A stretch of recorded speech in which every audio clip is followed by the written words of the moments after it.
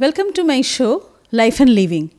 আজকে আমার সাথে আছে সতীনাথ মুখোপাধ্যায়। সতীনাথদা, ওয়েলকাম টু মাই শো। এবং কিছু মজার কথা আপনার কাছে আজকে শুনবো, যত এতদিন পরে আপনাকে পেয়েছি। কারণ এই যে সুকণ্ঠ শুধু তো বড় বড় মঠ মিশনের কাজে লেগেছে বা নিউজ পড়ার কাজে লেগেছে বা টেলিভিশনে কোনো নাটক করেছেন, একটা হিউমারাস ফিল্ডও তো একটা আছে। একটা আমার দর্শকদের জন্য আপনার কাছ থেকে আমি একটা হিউমারাস কিছু শুনবো।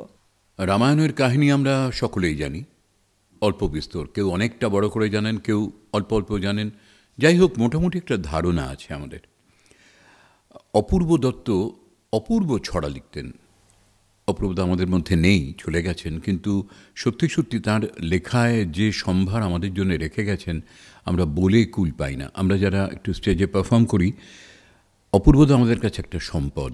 এত রকমের লেখা দিয়ে তিনি ভরিয়ে গেছেন এবং যেগুলো মানুষ শুনে অনাবিল আনন্দ পায়। আজকাল আনন্দ পাওয়াটা একটু কমে গেছে, তো এত সমস্যা সংকুল সকলের জীবন। রামায়ণ নিয়ে একটি অসামান্য কাজ করেছিলেন অপূর্বদা। এরও একটা ব্যাকগ্রাউন্ড আছে। ছড়ায় রামায়ণ লিখেছিলেন তিনি। ছড়ার অনেক রকম প্রকরণ হয়তো, তা একটা প্রকরণ হলো লিমেরিক। এই লিমেরিকের প্রবর্তক হচ্ছেন ফরাসি ছড়াকার এডওয়ার্ড লিয়ার। বাংলায় এডওয়ার্ড লিয়ারের ছড়া অনুবাদ করে বাংলা সাহিত্যে প্রথম লিমেরিকের প্রবর্তন করেন আর এক দিকপাল মানুষ, তার নাম সত্যজিৎ রায়। এই লিমেরিক লেখা কিন্তু অত্যন্ত কঠিন।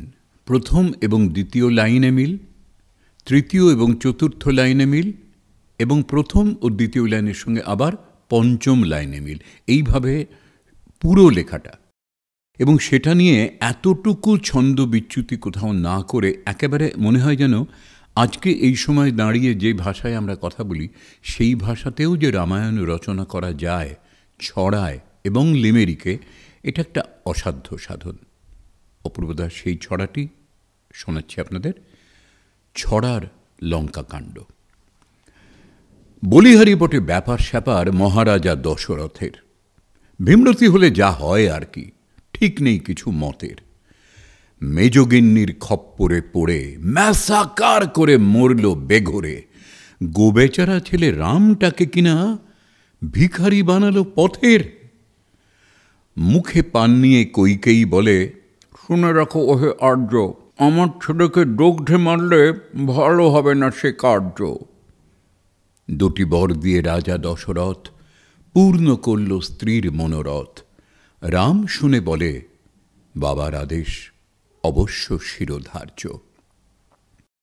বিলিয়ার্ড খেলে ক্লাব থেকে ফিরে বউকে বলল রাম, মেজমাকে বাবা যে কথা দিয়েছে রাখবই তার দাম। চটপট করে রেডি হয়ে নাও, ভালো শাড়িগুলো রেখে দিয়ে যাও, উৎকট কোনো মেকআপ নিও না, রটে যাবে বদনাম। খবরটা শুনে বাজারের থলি ফেলে দিয়ে ছোটে লক্ষণ। নানা কায়দায় দাদা বৌদিকে বোঝাতে লাগলো প্রাণপণ। শত চেষ্টায় গলে না পাথর, দেবর বিরহে বৌদি কাতর। অবশেষে দাদা বৌদির সাথে খালি পায়ে দিল হন্টন। মামার বাড়িতে ভরত তখন আহ্লাদে মশগুল। স্ফূর্তির চোটে দাদা বৌদিকে ভুলে গেছে বিলকুল। মার ফন্দিতে দাদা গেছে বনে, লোকমুখে যেই সব কথা শুনে হাটে গিয়ে সব বই বেচে দিল, ছেড়ে দিল স্কুল। সশরীরে গিয়ে দাদাকে বলল, কি আঘাত দিলে মরমে, তোমার বদলে আমি রাজা হলে দাঙ্গা উঠবে চরমে। রাজা ফাজা যদি নাই হতে চাও, অন্তত কিছু লেগ ডাস্ট দাও, ভূষো কালি দিয়ে যুগ যুগ যেও লিখে রেখে দেব খড়মে। পঞ্চবটিতে দোতলা বাংলো, দিন কাটছিল সুখে। একদিন এক কাণ্ড ঘটল ঠিক সন্ধ্যের মুখে। শূর্পণখার নাক কেটে দিয়ে লক্ষণ বলে, করব না বিয়ে। অপমানে মেয়ে দাদার পায়েতে পড়ল কপাল ঠুকে। শুনে রাবণের মেজাজ খাপ্পা, ইমেল পাঠালো ভাইকে। কুম্ভকে নিয়ে মেঘনাদ এলো সুজুকি মোটর বাইকে। 10খানা মাথা ঝাঁকিয়ে রাবণ বলল, তোদের নেই কি মা বোন, জান্ত চিবিয়ে ছিবড়ে করব। হুঙ্কার দিল মাইকে, থামো থামো দাদা, এভাবে খেপলে হবে সব ম্যাসাকার। রাম লক্ষণ আর বজ্জাত খবর কি রাখো তার? রামের বউকে হাইজ্যাক করে যদি রেখে দাও গারদেতে ভরে, বউকে খুঁজতে নির্ঘাত ওরা আসবে সাগর পার। যেভাবেই হোক জুতোয় নাতায় সীতাকে করবে চুরি। মারিচকে ডেকে 2 টাকা দাও, কিনে খাক ঝালমুড়ি। তারপরে ওকে ভজিয়ে ভাজিয়ে ছটফটে এক হরিণ সাজিয়ে ডিসপ্যাচ করো সীতার সামনে। করুক না ঘোরাঘুরি। মারিচ আমার কোথায় গেলে রে? হয় দেখি মুখখানা। ইস কি চেহারা, যেন রোদে পোড়া শুকনো কচুরি পানা। শুনেছিস রাম বেড়েছে কি বাড়? ওকে দিতে হবে বেধড়ক ঝাড়। এক্ষুনি মায়া মৃগ বেশ ধরে পঞ্চবটিতে যা না।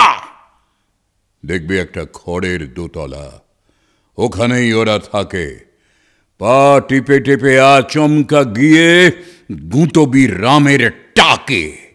ঘণ্টাখানেক মারবি ছুটিয়ে, যেন পড়ে যায় ধুলোয় লুটিয়ে।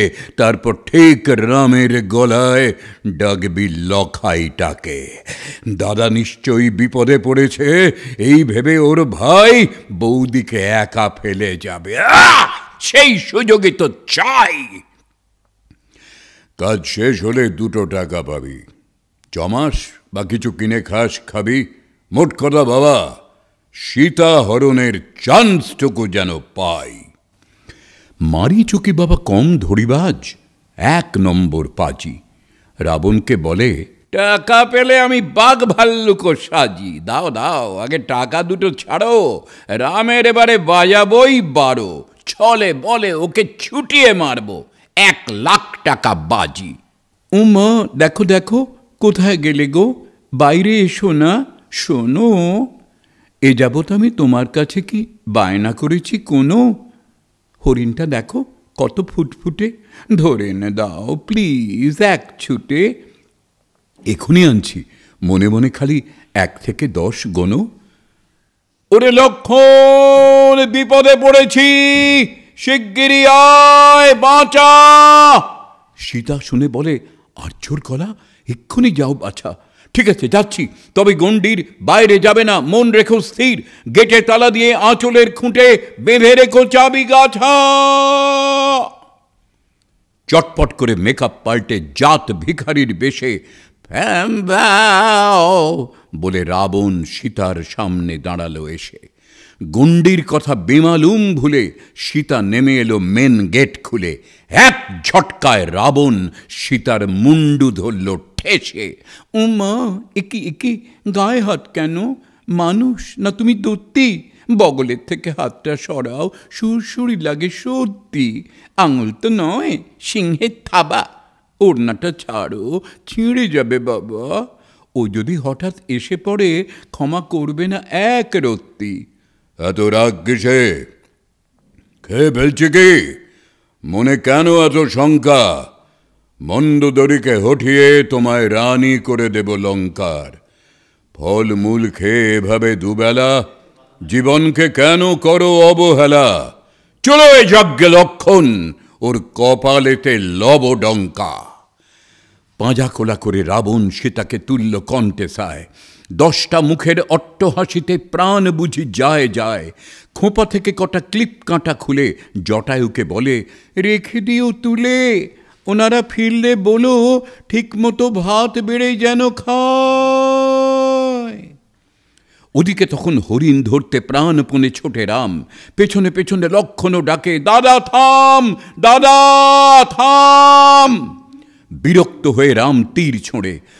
বেচারা মারিচ মরল বেঘরে।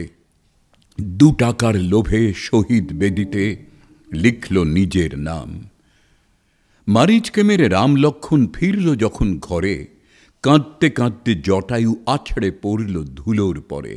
সীতাহরণের কথা শুনে রাম বলে, ছি ছি ছি ছি, এ কি বদনাম! মনে হয় বুঝি নিজেরই মাথাটা ভেঙে দিই 1 চড়ে। খোঁচা খোঁচা দাড়ি, পাজামা ময়লা, দু ভাই ঘুরছে পথে। খুঁজতে খুঁজতে পৌঁছল তারা সমুদ্র সৈকতে।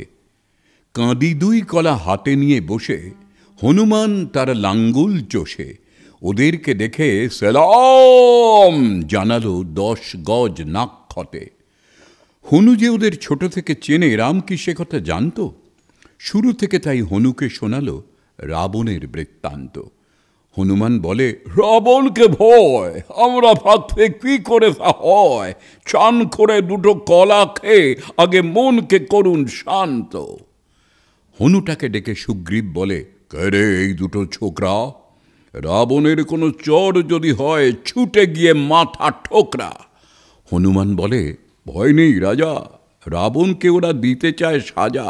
কথাটা গোপন, এখনো জানে না বালি বা ওদের লোকরা। বালিকে কিভাবে বধ করা যায় ভাবছিল সুগ্রীব। তারার জন্যে সদা সর্বদা মন তার উদ্গ্রীব। রামের সঙ্গে পাতালে দোস্তি, বালি বধ করে পাবেন স্বস্তি। মনে মনে শুধু এই কথা ভেবে খুশিতে চাটল জীব। বব বিমানের সব লং জাম্প যার কাছ থেকে শেখা, তার কাছে এই পুঁচকে সাগর শুধুই একটা রেখা। লাফ দিয়ে বলে, ভয় নেই স্যার, বৌদির খোঁজে যাচ্ছি ওপার। লঙ্কা কাণ্ড বাঁধিয়ে ছাড়ব, কপালে যা থাকলে খা। লেজের আগুনে সোনার লঙ্কা ছাড়খাড় করে শেষে কাঁদি কাঁদি কলা আম লিচু খেলো অশোক কাননে এসে। রানীমা তখন কাঁপা কাঁপা হাতে বড়ি দিচ্ছিল তেতলার ছাদে। হনুকে দেখেই নিচে নেমে এলো খিলখিল করে হেসে। রামের জন্যে চিরকুট লিখে গুঁজল হনুর লকেটে। হনুকে বলল, মনে করে এটি ফেলে দিও ওর পকেটে। বৌদির হাত কোনো মতে ছেড়ে হনু উঠে পড়ে ধুলোবালি ঝেড়ে। এক লাফে গোটা সাগর পেরোল রাবণ বধের 6 কেঁটে। গিন্নির হাল হকিকত শুনে রামের মনে কি স্বস্তি। হনুকে বলল, এবার নলের সঙ্গে পাতাবো দোস্তি। দুর্ভাবনার নেই কোনো হেতু, ওকে দিয়ে আজ বানাবই সেতু। মট মট করে ভাঙব এবার রাবণের সব অস্থি। এসো এইবার সীতা উদ্ধার কার্যে সবাই মন্দি। রাবণের ফাঁসে আর কতকাল থাকবে বেচারা বন্দি। রামটাকে দিয়ে বালি বধ করে সুগ্রীব যেন মহাকাশে ওড়ে। সবাই বসে দ্রুত ছকে ফেলে সাগর পারের ফন্দি। 2000 ট্রাক বোল্ডার এলো, 10 ওয়াগন কাঠ। দিন 5 মধ্যে সাগর হয়ে গেল পুরো মাঠ। খাকি ড্রেস পরে রাম লক্ষণ হুঙ্কার দিল, শুরু করো রণ। শিখে তোলো হে রাবণ রাজার তামাম রাজ্যপাট। ওদিকে তখন চরম অশান্তি রাবণের সংসারে। নাওয়া খাওয়া ছেড়ে মন্দোদরীর নাড়ি বুঝি ছাড়ে ছাড়ে। বিভীষণ রেগে টং হয়ে আছে, ভয়ে ঘেঁষছে না কেউ তার কাছে। ভাবখানা যেন রাবণকে পেলে এই মারে সেই মারে। সীতা চুরি নিয়ে দাদার সঙ্গে মুখে মুখে সে কি তক্ক। রাবণ বলল, দূর করে দেব বোখাটে অকাল পক্ষ। ক্ষোভে অপমানে বিভীষণ শেষে রামকে বলল এই পারে এসে, আজ থেকে ভাই শাশ্বত হোক তোমার আমার সখ্য। লঙ্কাপুরীর আকাশ তখন তীরে তীরে 6 লাফ। এই ছাদ থেকে ওই ছাদে শুধু বানর সেনার লাভ। রাক্ষসগুলো প্রাণ ভয়ে ছোটে, কেউ তীর ফেলে গাছে গিয়ে ওঠে। নার্ভাসনেস কাটাতে রাবণ কফি খেলো 4 কাপ। দ্রিদিম দ্রিদিম দ্রুদুম দ্রুদুম কাঁপে লঙ্কার ভিত। যা কিছু লড়াই চালাচ্ছে শুধু একলা ইন্দ্রজিৎ। এদিকে রাবণ খাটের তলায় কাপ কাপ কফি ঢালছে গলায়। দেখতে দেখতে 30,000 রাক্ষস সেনা চিত। দুপুরবেলায় মেঘনাদ গেছে নিকুম্ভিলার যজ্ঞে। এই ফাঁকে ওকে শেষ করা চাই, অধর্ম হয় হোককে। বিভীষণ বলে, লক্ষণ ভাই জুতো খুলে রেখে চুপি চুপি আয়। খুব সাবধানে ছিটকিনি খুলে ঘরের ভেতরে ঢোকগে। নিরস্ত্র এক বীর পুরুষের তখনও 2 চোখে জ্যোতি। হুঙ্কার দিয়ে বলে, লক্ষণ এ কি তোর দুর্মতি? জমালয়ে তোকে পাঠাবো পামর। ছোঁড়ে কোষাকুষি, ঘণ্টা, চামর, তবু খালি হাতে লড়তে লড়তে পেল সে বীরের গতি। কারচুপি করে মেঘনাদটাকে শেষ করে দিল লখা। জীবনেও তোকে ক্ষমা করব না, বলল শূর্পণখা। ঘুম থেকে ওঠে কুম্ভকর্ণ, রাগে চোখ মুখ রক্তবর্ণ। রামচন্দ্রের মোক্ষম শটে মরল রাবণ সখা। চায়ের দোকানে বিভীষণ বসে খাচ্ছিল গোলগাপ্পা। কুম্ভ মেঘার এই হাল দেখে রাবণ তো রেগে খাপ্পা। চিৎকার করে ডাকে, বিভীষণ, ভারত চাষ যদি এই বেলা শোন, মাথা ভেঙে দেব ফের কোনোদিন দিয়েছিস যদি ধাপ্পা। 7 দিন ধরে তুমুল লড়াইয়ে কেঁপে উঠেছিল লঙ্কা। নানা দেশ থেকে সাহায্য এলো 4000 কোটি টঙ্কা। কমান্ডোগুলো হাইজ্যাক করে সীতাকে তুলল কালো ম্যাটাডোরে। বৌদিকে পেয়ে লখাইয়ের মনে বেজে ওঠে জয়ডঙ্কা। মন্দোদরীর চিৎকারে ফেরে রাবণের চৈতন্য, সংসারে আজ যত অশান্তি সবই তো তোমার জন্য। মুখ নাড়া খেয়ে হুটপাট করে রাবণ ছুটল রণসাজ পরে। 20খানা চোখ, জ্বলন্ত চুলো, মুখের চেহারা বন্য। এক এক করে 10টা মুন্ডু কুচিয়ে করল জবাই। রাম বলে, লখা, বৌদিকে নিয়ে এবার বাড়িতে চ ভাই। ঘুমে সকলের চোখ আসে বুজে, কোনো মতে দুটো নাকে মুখে গুঁজে রাবণের দুটো কণ্ঠেসা চেপে বাড়িতে ফিরল সবাই।